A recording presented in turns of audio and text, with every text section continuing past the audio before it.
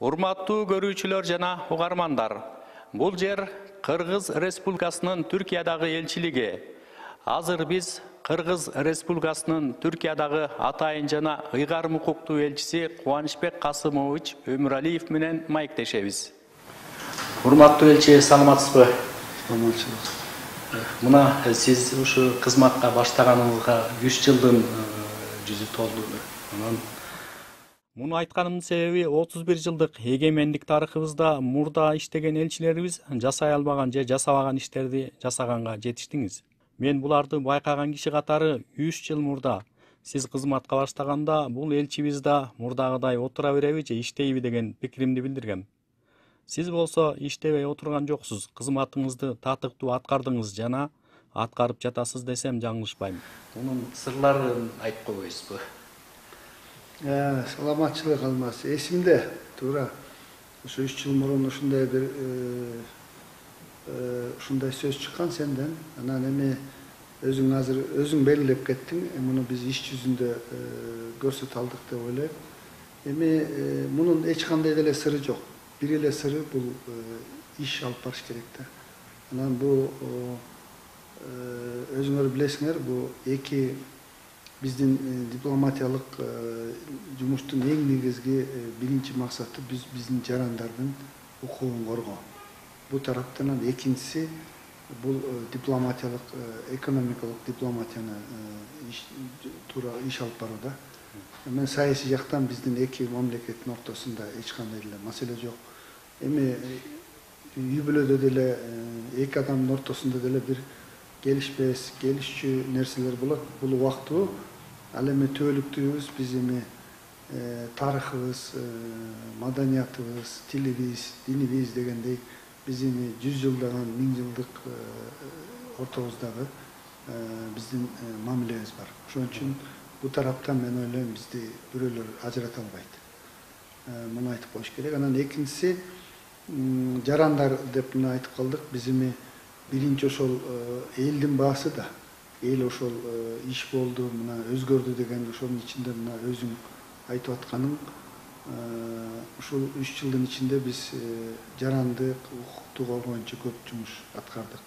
Бирок эң негизгилеринин бири деп мен мисал үчүн бул пандемияны убагында өзүңөргө белгилүү болгондой, ушул 2 жылга жакын убакта өзгөчө пандемия катуу башталган заманда биз жарандарды эң бир мындай өрчүндү иш деп айтсам болот да. Ушу жарандарыбызды биз эч мындай башка мамлекеттердегидей болуп маселе кылдырбай, эми бир аз иш болгондон кийин өйдө ылдый болду. Бирок биз канча жаран кетем десе, биздин жарандарды Түркияда ошондой эле тыштан келаткан жарандарды биз өз убагында кетире алдык. Себеби билесиңер, ал кезде Түркияда өзгөчө бардык эле мамлекеттердей тышка көчөгө эмес, үйүнөн чыгарбаган мыйзамдар чыккан, өзүңөргө белгилүү. Ал эми баарын Стамбулга жеткирип, Стамбулдан аэропортуна чейин жеткирип, ошол жерден Кыргызстанга кетирүү бул өзү чоң маселе да. Анан бул да жана сиздин сурооңузга ошондон мурун 1 жыл иш алып барганыбыз үчүн ошол ишти аткара алдык да. Себеби биз ошол кезден баары отуруп алып онлайн түрүндө болду да. Ошондо биз министрликтер менен мына ошо тышкы иштер министрлиги, ички иштер министрлиги, саламаттык сактоо министрлиги Түркиянын ошолор менен макулдашып, ошо ар бир жаныбарыбызды ушу 81 провинциясында жашаган бирөөндө 1-2 адам кетет, бирөөнөн 100 адам кетет. Анталия, Стамбул, Анкарада көп жарандарыбыз болду, бирок башка ошого бир гана алар булук саат алып берип, аларга тиги унаа таап, ошо менен жөнөтүш бул чынында чоң жумуш болду да. Муну эми жаңыз мен аткарган жокмун, ушу менен барабар ушу элчиликте иштеген, анан Стамбулда консулдукта, ошонун ичинде мына жарандарыбыздын менен барабар ушу ишти ашырдык да. Мен ошондой ойлойм, биздин биринчи жарандар ушу биздин чет өлкөдөгү ушул элчиликтер, консулдуктардын иш алып бара тургандыгын да бир аныктадык да. Жакшы. Биздин маектешүүбүздү көрүп жаткандар кызыгышат. Ушул 3 жыл аралыгында көптөгөн иштер аткарылды. Ошол иштерден эң эле көзгө урунуктуу болгондорун айта кетпейсизби? Ушул иш жасалганы жакшы болду деп. Мына мен биринчи жана өтө жакты айтып өткөн пандемияда иш бул мен эң негизгиси дейт элем, бирок андан башка да негиздүү көп жумуштар болду. Ошол эле мына жарандардын укугун коргоо боюнча биз эки мамлекет ортосунда келишим кол койдук, жанагы социалдык камсыздоо боюнча. Кыскача айтканда пенсиялык камсыздоо. Муну дагы келишимге кол коюп, ушул эки мамлекеттер баардык ратификациясынан өтүп, уже 1,5 жылдан бери бул ишке киришип, бул иштеп жатат. Бул эмне демек? Биздин Түркияга келип, кыргызстандыктар мурунку иштеп кеткени дагы, азыркы иштеп жатып анан кеткенде ушул жылда иштеген социалдык төлөмдөрүнө жараша пенсиясын ала билет. Мисалы үчүн 15 жыл Кыргызстанда иштеп, 10 жыл Түркияда иштесе, ошону эсептесе 15 жылдыгын кыргызстандыктан эсептейт, 10 жылдыгын Түркиядагысын эсептейт. Мен ойлойм, бул да бир эң негизги биздин жасаган жумуштун бири деп эсептейм. Андан тышкары мына ошол жарандардын укугун коргоо боюнча биз ушул Түркияда мына бул биринчи ушул Түркияда эле эмес, Кыргызстанда тышкы ушул элчиликтердин ичинде биз биринчи ушул инициатива кылып, жана рандеву системасын киргиздик. Мына эч кандай тааныш, мүнүш деген жок. Ар ким өзү үйүндө отуруп онлайнда кайсы күнү ылайык, кайсы саатага ылайык болсо ошону тандап алат, ошону менен келет, ошо менен өзүнүн кызматын алат. Бул жагынан да ачыктыкты биз жасадык. Эми иш болгон жерде бир аз жаңылыштыктар болсо керек, бирок мен ойлойм 95% бул Анкарада дагы, Стамбулда мына жакында мына Анталияда иштей баштады, башкы консулдук. Буларда азыр иш жүрүп атат. Анан ушул дагы эле ушул жарандарды укугун коргоо боюнча биздин ушул 3 жылда жасаган жумушубуз ушул мен келгенден бери ушуну көтөрүп, маселени ушул Анталияда башкы консулдукту ачтык. Себеби бул Анталияда эң көп биздин жарандар ушу Анталия бөлгөсүндө, ошонун тегерегинде 12 провинцияда жашайт. Мына бүгүн бул да ишке ашып, башкы консулдук өзүнүн ишин иштеп жатат, жарандарыбызга кызмат көрсөтүп жатат. Мен ойлойм, бул ушул укуктук жарандардын укугун коргоо жагынан жасалган негизги жумуштар. Андан тышкары эми биз бүт кайда барсак ушу провинцияда миграция бөлүмдөрү менен байланыштабыз. Ушу жана бизде билип билбей алган жарандардын мыйзамсыз кармалып калган ушундай жагынан да көп мындай күнүмдүк иштер жасалып атат. Эми андай жумуштар ар кайсы элчилик консулдуктарда бар. Бул жарандык боюнча. Ал эми жана мен өйдө жакта айтып өткөн экономикалык дипломатия боюнча мен ачык айтып коеюн, бир эки эле мисал менен. Бир мен 3 жыл мурун келгиче 4-5 жыл жана МПКда код межправительственный комиссия, өкмөт аралык экономикалык турум ушул өтпөй келген, болбой келген. Биз ушуну азыр 2 жылдын ичинде мына 3 жылдын ичинде экиси отурум уже болду. Бириси Стамбулда, бири Анкарада, экинчиси Бишкекте жана Көлдө. Түрк тараптан вице-президент Фуат Октой мырза, биз жактан азыр мына эскиде вице-премьерлер, азыр кабинет министринин башканы, эскиде премьер-министр, өкмөт башчысы башкарып келди. Бунун дагы аз да болсо жыйынтыгы бар. Ошонун алкагында биз бизнес форумдарды өткөрдүк. Көп Түркиядан иш чараларды өткөрүп, ошо аракет кылдык. Ошонун негизинде мына бир эле мисал 18-жылы эки мамлекеттин ортосундагы соода көлөмү $415 миллион болсо, бирок бүгүн $855 миллион. Бул эми эки эсе. Бул өзү айтам, бул арифметика, бул сандар өзүнөн өзү айтып отурса керек, муну айтып да кереги жок. Ошондой эле инвестиция. Бүгүн 102 миллион инвестиция барды мына былтыркы жылы. Бул не демек? Бул даже Кыргызстандагы статистикада айтып турат. Түркия жанагы биринчи саптагы 5 мамлекеттин ичинде соода жана инвестиция боюнча көлөмү боюнча. Ошондуктан бул тараптан да маселе мен ойлойм алдыга жылды. Бул да өзү жана жогоруда айткан сандар өзүнөн өзү айтып турат. Анан бул жерде да белгилей кетчү нерсе, Bu siyasi jagынан, misal үчүн, мына былтыркы жылы ушу 1 жылга жакын мурун, 11 ай мурун президент Садыр Жапаровдун расмий сапары болуп өттү. Бу дагы мунун алкагында чоң келишимдер, көп келишимдерге кол коюлуп, эң негизгиси саясий лидерлердин жакын мамилеси. Мындан расмий сапарлардан башка zaman жакын убакта telefon менен да сүйлөшүп турушат, ар кандай майрамдар же бир маселелер болсо. Анан жакын бул жылда буюрса президент Эрдоган мырзанын дагы расмий сапары Кыргызстанга болот. Биздин билишибизче түрк дүйнөсүнүн орток мекемелеринин уставтарында ошого мүчө болгон өлкөлөрдүн ар бири кезектешип төрагалык кылат да. Бул мекемелерге Кыргызстандын элчилиги катары сиздин салымыңыз болдубу? Мисалы үчүн туура кишини табуу, өкүл болуп шайлануу жагынан. Бул Түрксой боюнчабы? Түрксой боюнча. Эми Түрксой боюнча сөздүн ачыгын эле айталы. Бизде эми ушу Түрксой уюму уюшулгандан бери алфавит боюнча өзү болуп келиш керек. Мурун Азербайжан болгон, андан Казакстан, Казакстан менен Кыргызстан. Мен келгенде ушу Казакстандын өкүлү 11 жыл болуптур, 11-12 жыл.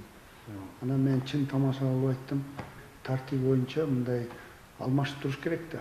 Казак туугандар, кыргыздар үчүн иштеп жатабы деп. Анткен жокмун, эми бирок ушу болуш керек да, ошол маселени мен да көтөрдүм келгенде.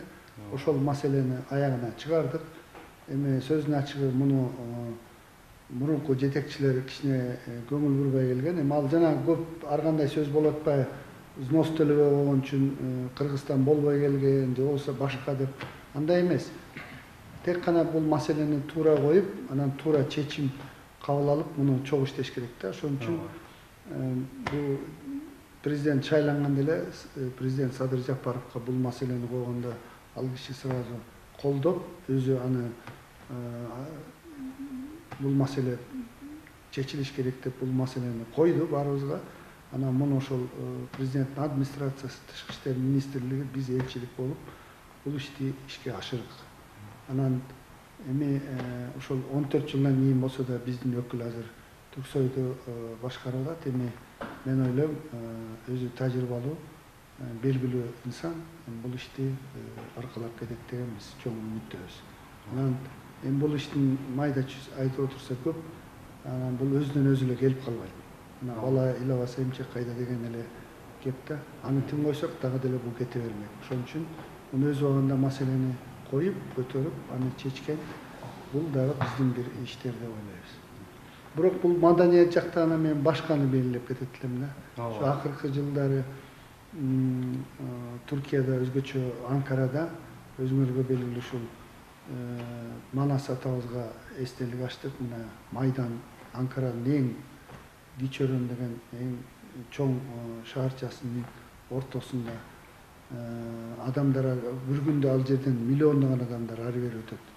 Анан экинчиси Чыңгыз Айтматовдун эстелигин, анан мына Жусуп Абдрахмановдун эстелигин, ушунун баары ушу Анкара шаарында эстеликтер ачылды. Муну биз ушу түрк туугандарыбыз менен баары чогуу биздин жарандар болуп баарлап белгилеп ачтык. Мен мунун баары ачканын негизги себеби гана эмне? Муну Айтматовду билишет, Манасты да Түркияда билишет экен. Абдрахманов муну ошол жаңы муун билип, ошону мындай ошол аркылуу анан Кыргызстанды таанытууда унутпасын деп. Тек ошол үчүн биз муну жасадык. Эми буюрса бул эки мамлекеттин ортосундагы түбөлүк калчу мындай эстеликтер деп эсептейм. Жакшы. Түрк мамлекеттери уюму дагы кезектешип төрагалык кылат да. Буюрса бул түрк мамлекеттери уюму боюнча азыр ошол эми бизге өзү ал жерде уже так жазылган да, ары 3 жылда деп. Анан биз эми былтыр 1 жылга ошо казак тарап суранган үчүн 1 жыл узатылып берилген. Эми буюрса быйыл күзүндө ал башчылыктагы биз тарапка өтөт. Буюрса өз убагында баары өз унугунда кетип баратат, буюрса болот. Жакшы. Siz жакында эле Израилдин президентине ишеним грамотаңызды тапшырдыңыз. Бир убакта эки өлкөнүн элчилигин аткаруу татаал болбойбу? Эки өлкөнүн ортосунда мындай келишпестиктер болуп калса кандай болот? Мен акыркысынан баштайын. Келишпестиктер мындай да. Келишпестиктер ар убакыт эле болуп келген мамлекеттердин да, коңшулардын мындай жакын бир турган мамлекеттер. Бирок өзүңүзгө эле мына белгилүү Израилдин президенти бир ай, 2 ай мурун Түркияга келип кетти. Эми Түркиянын жетекчилери аякка баратат. Эми бул маселе баягы эки мамлекеттин ортосундагы нерсе да бизге тиешеси жок. Бул биринчиден. Экинчиден, ошол эле карасаңыз, Түркия менен Израилдин соодасынын көлөмү $6,5 миллиард. Булар ушу кичине келишип келместик деген убакытта булардыкы $1,5 миллиард өстү да. Көрдүңүзбү? Баары бир экономика аркылуу баары бар саясат болот да. Бирок мындай эки мамлекетти алып барып иштеш чынында кыйын. Бирок биз эми кичинекей мамлекетпиз да. Биз эми баардык мамлекеттерге элчилик ачканга мүмкүнчүлүгүбүз жок. Үчүнчүдөн, бул Израиль башынан ушу Түркия дагы биздин элчилик аркылуу мындай көзөмөлдөнүп келинген да.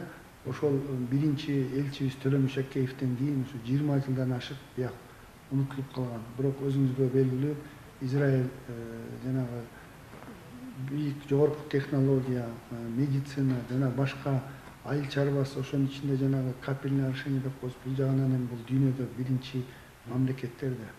Мына мен барып келдим. Барып келип, бир аз уже иштер болсо дагы астыгы азыр жылмай болду да.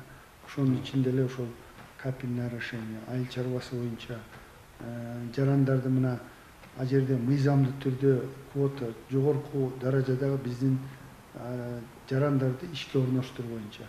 Келечек үчүн кандай пландар бар? Мисалы үчүн быйыл күзүндө көчмөндөр оюндары Кыргызстанда болгон, эми Түркияда болот деп атат.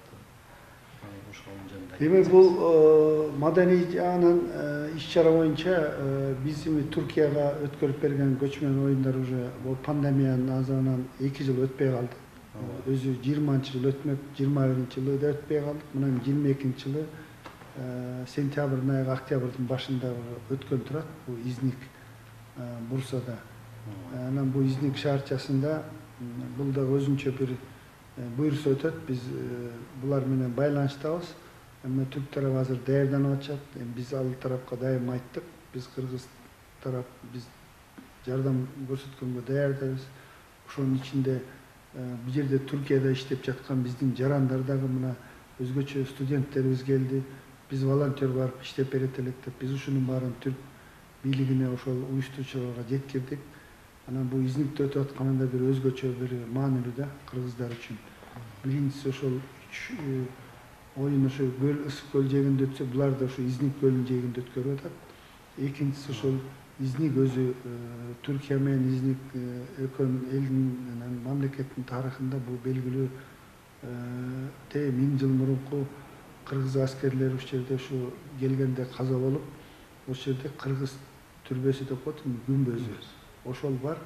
Анан бул да бир өзгөчө да. Анан ушул аркылуу да биз кыргызды ушу акыркы жылдары биздин өзүбүздүн жарандар, ушу диаспоранын мүчөлөрү барып, Стамбул, Анкарадан, башкадан келип ушу таанытып жүрөт. Ушу да бир уланып, мындан да бир жогорку деңгээлге чыгат деген ойдойбуз. Анан ушул көчмөндөр оюнунун аркасында ушу Кыргызстан маданий күндөрүн өткөрөбүз деген план бар. Ушулар ишке ашып калса, ушу Кыргызстандагы келген биздин өнөрпоздор ушу Түркиянын бир 3-4 чоң шаарында ушу концерттик программалар менен маданий иш-чараларды өткөрсөк, бул дагы бир бул жагынан биз чоң иш жасаган болобуз. Чоң рахмат, урматтуу элчи. Биздин убактыбыз дагы чектелүү, ошондуктан сиздин ишиңизге ийгилик каалайм, үй бүлөлүк бакыт, ден соолук каалайм. Рахмат.